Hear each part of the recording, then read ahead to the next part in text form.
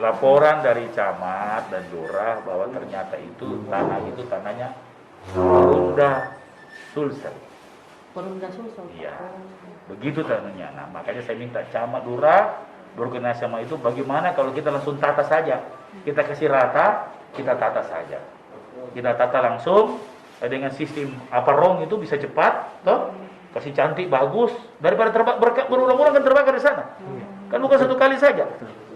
Ya, makanya saya bilang kenapa tidak begitu. Saya sudah tugasi camat, lurah, RT, RW dan dinas sosial untuk meyakinkan masyarakat bikin seperti itu.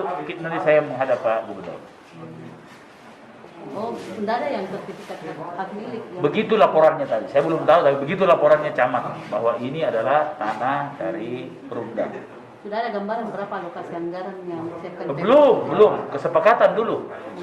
Kalau tidak saya ambil dari anggaran, ada kan anggaran perbaikan rumah itu ada dari kementerian toh, perumahan. Kalau bisa saya ambil itu. Kebetulan saya belum tanda tangan juga.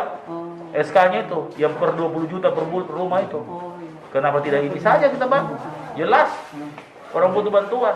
Pak, itu kan mungkin prosesnya masih lama. Jadi untuk hunian sementaranya mereka? Oh, kita sudah kan pengungsian dulu. Jadi kemarin itu di masjid, kemudian di keluarganya mereka masing-masing. Soalnya masing-masing kita kasih juga tenda dia. Ini hari pembersihan. Terus kan banyak tidak dapat kasihan biar bajunya apa semua tidak ada.